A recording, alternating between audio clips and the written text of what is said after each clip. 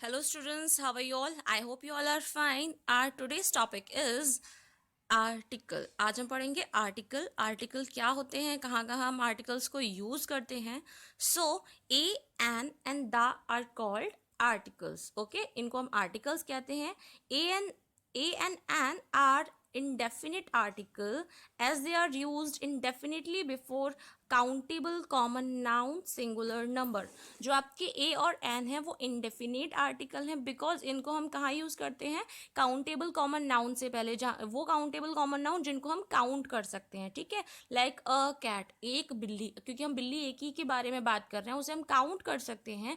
हम number of cats को count कर सकते हैं, इसलिए हम उसके सामने, उसके पहले क्या यूज़ करेंगे, हम ए यूज़ करेंगे। ठीक है, और एक और चीज़ है, ए हमें उन वर्ड्स के पहले या उन नाउन्स के पहले यूज़ करना है जिनकी बिगिनिंग कॉन्सोनेंट वर्ड से हो रही है या फिर कॉन्सोनेंट लेटर से हो रही है, कॉन्सोनेंट साउंड से हो रही है। ठीक है, लेकिन हम एन कहाँ यूज करेंगे, an is use with vowels और वॉवल साउंड। एन हम वहाँ यूज करेंगे जहाँ पर आपका जो लेटर है, आपका जो वर्ड है वो आपका या तो वॉवल होना चाहिए या फिर आपका जो वर्ड है वो वॉवल साउंड से स्टार्ट होना चाहिए।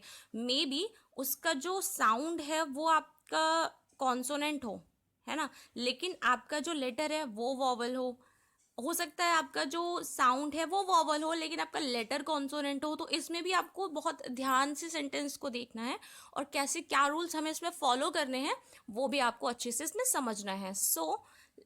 सबसे पहले हम कुछ एग्जाम्पल्स देखते हैं कि हम कैसे ए और एन के एग्जाम्पल्स को कर सकते हैं, किस तरह से ये वर्ड्स में यूज होता है या सेंटेंसेस में यूज होता है। लाइक अ मैन, एक आदमी। ठीक है, यहाँ पे सिर्फ हम एक ही आदमी के बारे में बात करें तो क्या हो जाएगा, अ मैन।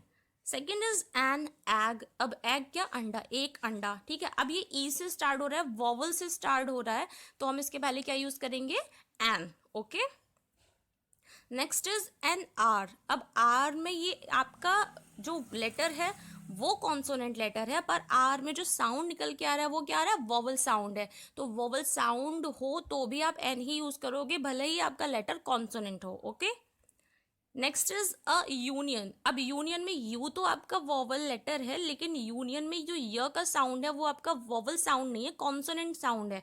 तो आप इसके पहले ए लगाओगे, यानी कि पूरा जो आपका गेम है वो आपका सिर्फ साउंड का है। आपको सबसे ज्यादा ध्यान जो देना है वो साउंड पे देना है, कि अगर वॉवल साउंड है तो आपको एन यूज करना है, एंड अगर कॉन्सोनेंट साउंड है then you have to use a. Okay, next is, अब हम देखेंगे first, the is definite article as it points out some particular person और थिंग। दा हम का यूज करते हैं, हमने ए और एन का यूज देखा, दा हम वहां यूज करते हैं। और सबसे बड़ी बात है, हम दा को कहते हैं डेफिनेट आर्टिकल, जबकि हम ए और एन को कहते हैं इनडेफिनेट आर्टिकल्स। ठीक है, ये हम वहां यूज करते हैं जब हम किसी पर्टिकुलर थिंग को, किसी पर्टिकुलर चीज को, पर्टिकुलर इंसान को हम पॉइंट आउट कर रहे हैं, किसी पर्टिकुलर चीज के बारे में ही बात कर रहे हैं, तभी हम दा यूज करेंगे, अदरवाइज हम दा यूज नहीं करेंगे। Okay, next is some example, that is the umbrella I want. यह वह अम्ब्रेला है जो मैं चाहता हूँ या जो मुझे चाहिए। ठीक है, अब किसी पर्टिकुलर अम्ब्रेला है वही उसे चाहिए, तो हम अम्ब्रेला से पहले क्या यूज करेंगे, द।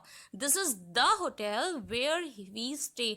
ये वो होटल है जहां हम रुके थे। ठीक है, वेयर वी स्टे या रुकते हैं। तो अब जो पर्टिकुलर होटल के बारे में बात हो रही है तो हम उससे पहले क्या यूज करेंगे, the cow gives us milk. अब गाय ही हमें दूध देती है तो गाय से पहले हम क्या यूज करेंगे, the man whom I met was very helpful।